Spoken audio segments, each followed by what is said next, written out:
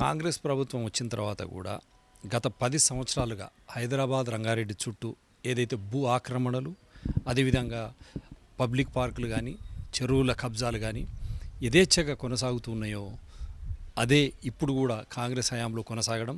మొన్న మల్లారెడ్డి కాలేజీల మీద దాడి మీరు చూశారు, ఆక్రమణలు తొలగిస్తామన్నారు. కానీ ఇంతవరకు రేవంత్ రెడ్డి గారే పురపాలక శాఖ మంత్రులు, he is the municipal administration minister. కానీ అది తొలగించిన తర్వాత అది రాజకీయం కోసం మళ్ళీ పోయిన డీకే శివకుమార్ గారు కలిసి. సో మేమేం అడుగుతున్నామంటే ఆ ఆక్రమణలు తొలగించినప్పుడు మల్లారెడ్డి గారి పైన కానీ, అక్కడ వారి అల్లుడు కానీ ఎవరు నిర్వహించే అధికారుల వాళ్ళపైన కానీ కేసులు పెట్టారా? ఆ ఇరిగేషన్ అధికారులు ఎందుకు ఊరుకున్నారు? కబ్జాలు అవుతుంటే చెరువులు, వాళ్ళపై కేసులు పెట్టినారా? పురపాలక శాఖ జిహెచ్ఎంసీ కదా వాళ్ళకు పర్మిషన్ ఇవ్వాల్సింది, వాళ్ళకు మన వారిపై జిహెచ్ఎంసీ అధికారులపై ఏమైనా కేసులు పెట్టినారా? అదేవిధంగా హెచ్ఎండిఏ లేఅవుట్స్ కానీ ఇవన్నిటి కానీ వీళ్ళపై ఏమైనా కేసులు పెట్టినారా? కేసులు పెట్టకుండా కేవలం ఇది రాజకీయ కోణంలోనా? ఎందుకంటే ఒక ఉదాహరణ చెప్తాం. మదీనా కూడా, అది కూడా మనకు కాంగ్రెస్ నాయకుడిదే, సీనియర్ కాంగ్రెస్ నాయకుడి తమ్ముది. మదీనా కూడా మియాపూర్లో సర్వే నంబర్ 240/2. ఆయన భూమి 4,000 అంటే ఇప్పుడు 7,200 గజాలు, 1.5 ఎకరం. దాంట్లో గతంలో కూడా ఇదే విధంగా భూ ఆక్రమణలు. ఎవడో వస్తాడు, దొంగ పేపర్లు తెస్తాడు, ఆ పేపర్లు తెచ్చి అక్కడ అప్పుడు పోలీస్ అంతా వాళ్ళకే సపోర్ట్ ఉండేది. కేటీఆర్ అండదండలతో జిహెచ్ఎంసీలో జరిగిన కుట్రలు అవి ఇంకా కొనసాగుతున్నాయని నిదర్శనం. అదే వచ్చినారు, ఆక్యుపై చేసినారు, అప్పటికప్పుడు రాత్రి బిల్డింగ్లు పెడతారు, పోలీస్ మిమ్మల్ని పోనీయాడు, మీరు కాగితాలు చూపించినా జరగదు. ఈ వాడు భూమి మీదకి పోతాడు, దొంగ పేపర్లు పెడతాడు, జిహెచ్ఎంసీ దగ్గర పోతాడు, పర్మిషన్లు తెచ్చుకుంటారు. ఇప్పుడు చెప్తున్నాడు కదా రేవంత్ రెడ్డి గారు, online application, offline permission without verification. కానీ ఇక్కడ వెరిఫికేషన్ అయిన తర్వాత కూడా ఈ భూమి ప్రతాప్ రెడ్డి గారిది అని తెలిసిన తర్వాత కూడా ఆ 4,000 గజాల్లో జరిగింది, అది ఇప్పుడు హైకోర్టులో ఉంది. ఆ దాంట్లో మిగిలిన 3,200 గజాలు ఏదైతే ఉందో దాంట్లో 1,200 గజాలను 230 అంటే 300 గజాలు పబ్లిక్ పార్కును ఆక్యుపై చేసుకొని ఆ సర్వే నెంబర్ వేరు, ఈ సర్వే నెంబర్ ఇది 204/2.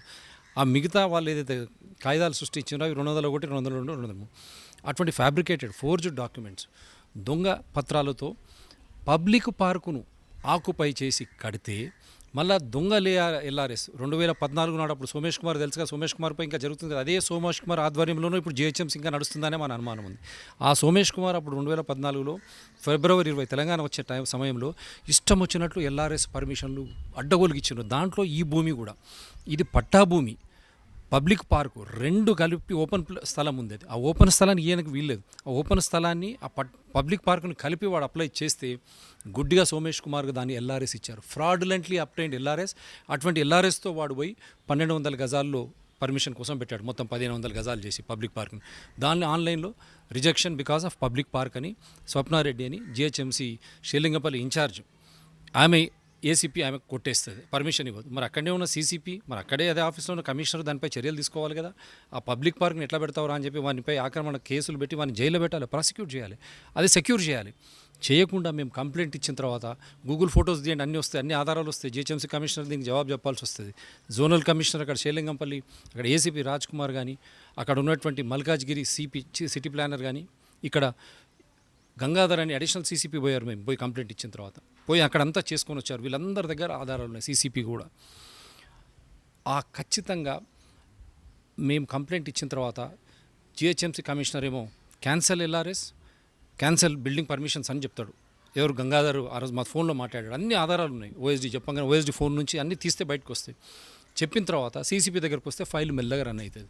ఆ లోపుగా వాడు ఏం చేసిండు, ఆ పార్కును ఏదైతే దీంట్లో కబ్జాలకు తీసుకొచ్చిండో మెల్లగా పార్కు ఆ కట్టడాన్ని తొలగించి మామూలు కట్టడం పెట్టుకున్నాడు. ఇక్కడనేమో నాగేంద్రరావు అని తండ్రి అప్లై చేస్తాడు. మళ్ళీ ఇంకా దాంట్లో పెద్ద అయినది అడ్వకేట్ది 2,000 గజాలు ఫ్రీ ఉంది కదా, ఆ 1,200 గజాలు అట్లే పెట్టి ఈ 2,000 గజాలు అదే ఎల్ఆర్ఎస్ని తీసుకొని వచ్చి శివి బిల్డర్స్ పేరుతో కొడుకు వాడు సంతోష్రావు, వాడు వచ్చి ఇక్కడ పర్మిషన్కు అప్లై చేస్తాడు. చూడండి, ఏది విల్లాస్కు. అక్కడ తండ్రి నాగేంద్రరావు పబ్లిక్ పార్కును పెట్టుకొని వాడు హైరైజ్ బిల్డింగ్స్ అప్లై చేస్తే ఆన్లైన్ అప్లికేషన్ రిజెక్ట్ అవుతుంది. అదే చీఫ్ సిటీ ప్లానర్ మళ్ళీ అక్కడ నుంచే మళ్ళీ ఇదే శివి 2,000 గజాలకు వాని కొడుకు వస్తాడు, శివి బిల్డర్స్ పేరుతోన మొత్తం దొంగ కాగితాలు సృష్టించి అసలు ఆ డాక్యుమెంట్ చూస్తే మెడ మీద తలకాయ ఉన్నోడు ఎవడు కూడా పర్మిషన్ ఇవ్వడు. వాడు వచ్చి వానికి ఎక్కడ లేఅవుట్, ఆ లేఅవుట్ ఎక్కడిది ఏమి అని చెప్పి లేకుండా ఆఫ్లైన్ వాడు శ్రీలింగంపల్లి ఆఫీస్లో ఏసీపీ రాజ్ కుమార్, అక్కడ మిగతా వ్యవస్థ అంతా కూడా డిప్యూటీ కమిషనర్ వాళ్ళందరూ జవాబు చెప్పాలి. వారి సౌజన్యంతో వానికి బిల్డింగ్స్ పర్మిషన్ ఇస్తే దాని దొంగ పర్మిషన్లు సార్, పబ్లిక్ పార్కును దీంట్లో కలిపారు. దొంగ ఫోర్జెడ్ డాక్యుమెంట్స్. ఇది వేరే అడ్వకేట్కు సంబంధించింది. 204/2 భూమి షేర్లింగంపల్లి 2016లోనే అప్పుడున్న డిప్టీ కలెక్టర్ సర్వే చేసి సర్వే రిపోర్ట్ ఇచ్చాడు. ఈ భూమి ఫలానా అడ్వకేట్కి సంబంధించింది 7,200 గజాలు నక్షాతో పాటు ఇచ్చాడు, బౌండరీస్తో పాటు ఇచ్చారు. ఆ కాగితం కూడా చూడకుండా లింక్ డాక్యుమెంట్స్ చూడాలి కదా, ఒరిజినల్ పట్టా చూడాలి, లింక్ డాక్యుమెంట్స్. ఇది కూడా మియాపూర్ పోలీస్ స్టేషన్లో అప్పుడు ఉన్నటువంటి ఏసీబీ కొట్లాడుకుంటున్నారని చెప్పి ఎఫ్ఐఆర్ బుక్ చేసి సర్వే చేయించాడు. మియాపూర్ పోలీస్ స్టేషన్లో ఉంది. అప్పుడు రాజ్ కుమార్ ఎస్సీఐ సస్పెండ్ అయ్యాడు. ఆ జనవరి 5కు సైట్ మీద కూడా చని తీసుకొని మియాపూర్ పోలీసు కానీ రామచంద్రాపురం ఏసీపీ కానీ పట్టించుకోవడం. అంతా కుమ్ముకు రాయి మొత్తం. అంటే ఎంత ఘోరంగా ఒక పట్టాభూమి అక్కడ ప్రభుత్వ పరంగా పార్క్ స్థలాన్ని ఆక్రమణ చేసుకొని ఏ విధంగా జిహెచ్ఎంసీ పర్మిషన్స్ ఇస్తారు అని చెప్తే అప్పుడు ఒక ఎల్ఆర్ఎస్ క్యాన్సిలేషన్ నోటీస్ ఇచ్చారు. ఆ నోటీస్ నెంబర్ కూడా చెప్తాను, ఎందుకంటే ఇప్పుడు దొంగ లెక్కలు రివిజన్ అని కొత్తగా స్టార్ట్ చేస్తున్నాడు కమిషనర్ పోతే, ఎందుకంటే అది తెలవాలి అందరికీ. Cancellation of LRS proceedings number LRS/47 CR 12 West Zone dated 26/2/2014 favoring Sri N. Dasharatha Ramareddy others is not at all legal అని చెప్పేసి ఇచ్చి ఆయనకు 10 రోజులు 24 ఫిబ్రవరి నాడు ఇచ్చారు టైం. ఆయనతో పాటు ఇప్పుడున్న వేరే 2,000 గజాల్లో ఉన్న షివి బిల్డర్స్ కూడా ఇచ్చారు చూడు, ఎందుకంటే క్లియర్గా తెలిసిపోతుంది అదే ఎల్ఆర్ఎస్ని ఇక్కడ కూడా వాడిండు వీడని తెలిసినప్పుడు ఈ కన్స్ట్రక్షన్ ఆపాలి కదా. మేము కాగితం ఇచ్చి వస్తే జనవరిలో, ఇప్పుడు మార్చ్, వాడు ఫుట్టింగ్స్ వేస్తున్నాడు, పిల్లర్స్ వేస్తున్నాడు, రేపు పొద్దున రూఫ్ వేస్తాడు. అంటే మనం కోర్టుకు పోవాలి ఇక. అంటే అది తీసి వాడు హడ్డీకి పావుసేరు, వాడు భూమి కాదు ఏం కాదు, వాడు తీసి అమాయకులకు అమ్మేస్తాడు. అమాయక ప్రజలు మోసపోయి కొంటారు. ఆల్రెడీ 4,000 గజాలు కొని వాడు కోర్టు చుట్టూ తిరుగుతున్నాడు. 18 లక్షలు కోర్టు డిపాజిట్ చేయించింది 2009లో. ఆ ఆక్రమణ అది హైకోర్టులో ఉందని తెలిసిన తర్వాత కూడా జిహెచ్ఎంసీ డ్యూ డెలిజెన్స్ ఏం లేకుండా ఎట్లా ఇస్తారండి పర్మిషన్స్? మేము ఆధారాలతో మొత్తం ఇచ్చిన తర్వాత వాడే ఎల్ఆర్ఎస్ క్యాన్సిలేషన్ అంటాడు, బిల్డింగ్ పర్మిషన్ వాడే క్యాన్సిలేషన్ అంటాడు. అయినా కూడా ఇది ముందుకు పోవడం ఎంత అన్యాయం అంటే, ఈరోజు పోతే నన్ను డిస్టర్బ్ చేస్తున్నారు అంటాడు ఆయన, మీతో మాట్లాడేది లేదు, వెళ్ళిపోండి అంటాడు. ఎవరికైనా చెప్పుకోండి, చీఫ్ మినిస్టర్కి చెప్పుకోపోండి అంటాడు. ఏంది ఇది పబ్లిక్ ఆఫీసా, ఏంది ఇది జాగీరా? అంటే పాతకాలం బీఆర్ఎస్ ఆంధ్ర బిల్డర్లు ఏ విధంగా అయితే ఆగడాలు సాగించారో అవినీతి జిఎంసీ అధికారులు, హెచ్ఎండి అధికారులు, ఇరిగేషన్ అధికారులతో అదే పాలన ఇంకా కొనసాగడం దౌర్భాగ్యకరం. ఇదే ఆంధ్ర బిల్డర్లకు సీఎం ఆఫీస్లో పాతకాలం చంద్రబాబు నాయుడు తాలూకున్నటువంటి కొందరు ఉన్నారు కాబట్టి వారి అండదండలే ఉన్నాయనే ఒక ఆలోచన వచ్చింది కాబట్టి కొందరు కాంగ్రెస్ అసలైన సిసలైన కాంగ్రెస్ వాదులు కూడా ఈ టౌన్ ప్లానింగ్, జిహెచ్ఎంసీ వ్యవస్థ, హెచ్ఎండిఏ వ్యవస్థ, సీఎంఓలో జరుగుతున్నటువంటి వారికి తానతందానంటే ఇంకా కాంగ్రెస్ వచ్చిన తర్వాత అటువంటి అవకతవకలకు వారు వత్తాసు పలుకుతున్నారని కాంగ్రెస్ హైకమాండ్ కూడా వారు విజ్ఞప్తి చేశారని కూడా నాకు మొన్న దీంట్లో వచ్చింది. కానీ ఇంత ఆక్రమణలు జరుగుతూ ఉంటే పురపాలక శాఖ మంత్రులు రేవంత్ రెడ్డి గారు వారికి చెడ్డ పేరు వస్తుందండి. అన్యాయం ఇది. పట్టాభూములు ఆధారాలతో షేర్లింగంపల్లి ఎంఆర్ఓ ఇచ్చిన తర్వాత పబ్లిక్ పార్కులు అవన్నీ కబ్జాకు గురవుతుంటే మీరు ఇంకా ఏం చేస్తారండి? కేవలం ఇప్పుడు ఎలక్ట్రల్ బాండ్స్ సుప్రీంకోర్టు బయటకు వేసింది. ఇప్పుడు ఎలక్ట్రల్ బాండ్స్ అన్నీ బయటకు వచ్చినాయి. ఎవరితోనో డబ్బు తీసుకున్న అవన్నీ బయటకు వస్తాయి. ఇప్పుడు కేవలం ఎన్నికల కోసం, డబ్బుల కోసం ఇటువంటి ఆగడాలను మనం ప్రోత్సహించడం ఎంతవరకు కరెక్టు? మొత్తం 65 సీట్లు తెచ్చుకున్నారు. ఎందుకు? నిరంకుశ పాలన, అవినీతి పాలన, ప్రజాస్వామ్యం లేని పాలన, భూ కబ్జాలు, దౌర్జన్యాలకు ఎగబడుతున్నటువంటి పాలనకు వ్యతిరేకంగా యావత్ తెలంగాణ ఓటేస్తే కేవలం హైదరాబాద్ రంగారెడ్డిలో మటుకే కొన్ని సీట్లు మినహా, ఒక 4 సీట్లు రంగారెడ్డిలో, ఒక సీటు ఇక్కడ హైదరాబాద్ అక్కడ మినహా మిగతా వాళ్ళంతా కూడా ఈ సెటిలర్స్ వలస వచ్చిన వాళ్ళకు ఓట్లు వేస్తున్నారంటే ఈ భూ కబ్జా కోర్లు అటువంటి వాళ్లకు అండదండలుగా ఉన్నటువంటి అధికార గణం ఆ విధంగా వచ్చే డబ్బుతో ఇంకా హైదరాబాదు రంగారెడ్డిని వచ్చిన తెలంగాణలో శాసిస్తున్నారు. కాబట్టి కాంగ్రెస్ హైకమాండ్ ఇప్పుడైనా దీనిపై దృష్టి పెట్టాలా. రేవంత్ రెడ్డి గారికి కొన్ని వరకు తెలుస్తవో లేదు, ఎందుకంటే దాని తర్వాత ఎన్నికలు కూడా రావడం, గ్యారంటీస్ కూడా రావడం, ఈ గ్యారంటీలన్నీ కూడా ఈ భూ కబ్జాలు, నాలాలు, గొలుసుకట్టు చెరువులు ఇవన్నీ మీరు కానీ ఆక్రమణల నుంచి తీసేస్తే హైదరాబాద్ సస్యశ్యామలంగా ఉంటుంది. ఆ 111 జీవో విషయంలో కూడా వారు ఖచ్చితమైన ఒక నిర్ణయం వస్తే తప్ప హైదరాబాద్ మళ్ళీ ముంపుకు, వరదలకు గురవుతుంది. ఈ అధికారులు, అవినీతి అధికారులు జిహెచ్ఎంసీలో ఉన్నంత కాలం ఈ ఆంధ్ర బిల్డర్ల ఆగడాలు, ఆ దొంగ కాయిదాలు సృష్టించి మొత్తం కబ్జాకోరులై జిహెచ్ఎంసీతో పర్మిషన్స్ తెచ్చుకొని 2 నెలల నుంచి తిరుగుతున్న జిహెచ్ఎంసీ అధికారులు పట్టించుకోకుండా అక్కడ అవినీతి కట్టడాలు రోజు రోజు పెరగడం, ఇది రేవంత్ రెడ్డి గారు ప్రజాపాలనకి ఇది నిదర్శనమా? ఇదేనా మీరు అనుకునే ప్రజాపాలన? Is this people's governance?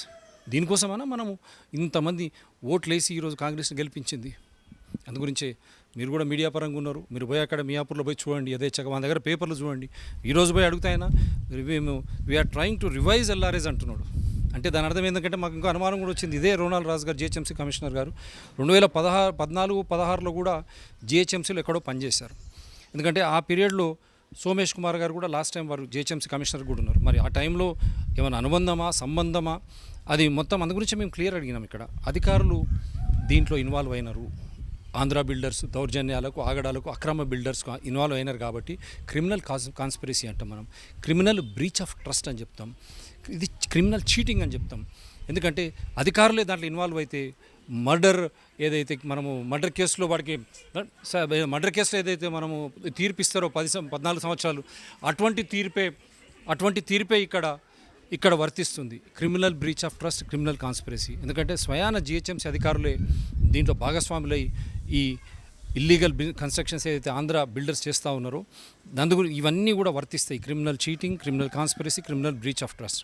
అందుగురించే మేము జిహెచ్ఎంసీ కమిషనర్ను ఇదే విధంగా మీ ద్వారా రేవంత్ రెడ్డి ముఖ్యమంత్రి, ఎందుకంటే పురపాలక శాఖ మాతులు కాబట్టి దీన్ని ఏసీబీ ఎంక్వైరీతో పాటు విజిలెన్స్ ఎంక్వైరీ చేయించండి, సిబిసిఐడి ఎంక్వైరీ చేయిస్తే హైదరాబాద్ రంగారెడ్డి చుట్టూలో ఉన్నటువంటి ఏ విధంగా ఈ ఆగడాలు జరుగుతూ ఉన్నాయో చాలామందికి విముక్తి కలుగుతుంది, వారికి న్యాయం చేసిన వాళ్ళు అవుతారు. లేకపోతే గత పాలకుల్లాగానే శాపగ్రస్తులు కాక తప్పదు. సో మీరు సీనియర్ జర్నలిస్ట్ కదా, మీ దగ్గర చాలా ఆధారాలు కూడా ఉన్నాయని తెలుస్తుంది కదా, ముందు ఎలా పోరాడబోతున్నారు మరి మీరు? ఖచ్చితంగా మీకు ఇప్పుడు ఎల్ఆర్ఎస్ ఆధారం ఇస్తాను. షేర్లింగంపల్లి ఎంఆర్ఓ గారు 2016లో ఆయన స్టేషన్ హౌస్ ఆఫీసర్ మియాపూర్కేనే ఇచ్చాడు. ఎందుకంటే అప్పుడు ఏసీపీ ఎఫ్ఐఆర్ బుక్ చేసి ఈ 2 పార్టీలు కొట్లాడుతూ ఉంటే ఎస్హెచ్ఓకు మియాపూర్కి ఇచ్చాడు ఆయన. అది పెద్ద డాక్యుమెంట్ కదా. సర్వే చేసి ఈ భూమి 204/2 మియాపూర్ మదినగూడ భూమి పలానా అడ్వకేట్ రెడ్డికి చెందినది నక్షాతో పాటు ఇచ్చిన తర్వాత ఎంత ధైర్యం వీళ్ళకు. తెలంగాణ కాంగ్రెస్ పార్టీ అధికారంలోకి వచ్చిన తర్వాత కూడా అందుగురించి ఖచ్చితమైన ఆధారాలతోనే మేము ముందుకు పోతాం. ఎందుకంటే చట్టం, రాజ్యాంగం ఆధారాలతోనే మేము నా షోస్ చేసినా, మేము ఎటువంటి ఇష్యూస్ టేకప్ చేసినా ఖచ్చితమైన ఆధారాలు ఇచ్చున్నాం. మేము వాళ్ళు దానికి అనుగుణంగా ఎల్ఆర్ఎస్ క్యాన్సలేషన్ నోటీస్ కూడా ఇచ్చాడు.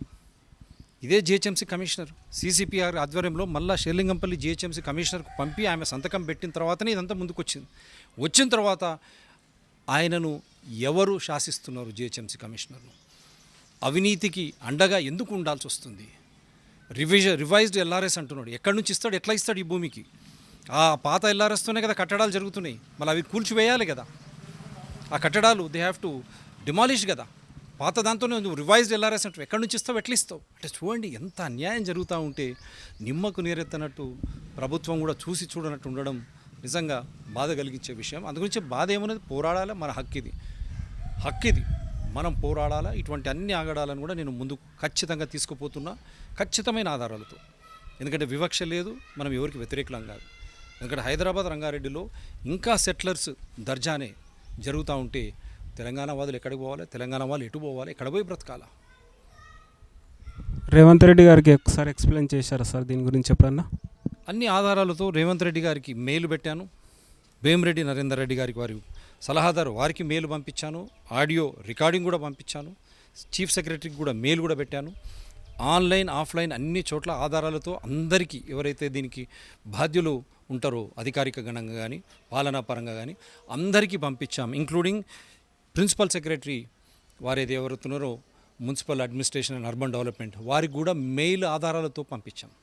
ప్లస్ సైబరాబాద్ కమిషనరేట్లో డీసీపీ దగ్గర నుంచి ఏసీపీ విధంగా చేస్తూ ఉన్నారు, ఎస్హెచ్ఓ మియాపూర్ విధంగా చేస్తాం. అన్ని ఆధారాలు వాళ్ళ దగ్గర ఉన్న తర్వాత పెద్ద డాక్యుమెంట్ వాళ్ళ survey report, MRO survey report కూడా వాళ్ళ దగ్గర ఉన్న తర్వాత కూడా ప్లస్ పబ్లిక్ పార్కులు కూడా కబ్జా చేస్తుంటే కొత్త చట్ట ప్రకారం తక్షణమే పోలీసు అధికారులు అక్కడ చర్యలు తీసుకోవాలి. ఇవన్నీ విస్మరించి వాళ్లకు ఏ విధంగా సపోర్ట్ చేస్తూ ఉన్నారు అని ఆధారాలతో కూడా అక్కడ పెట్టడం జరిగింది. అందరికీ పంపించాను, అన్ని ఖచ్చితమైన ఆధారాలతో, ఎక్కడేం దాచేదేం లేదు. సుస్పష్టంగా ఆధారాలు, హక్కులు ఏ విధంగా ఉల్లంఘనలు జరుగుతున్నాయో అన్నీ కూడా వారికి పంపించడం జరిగింది.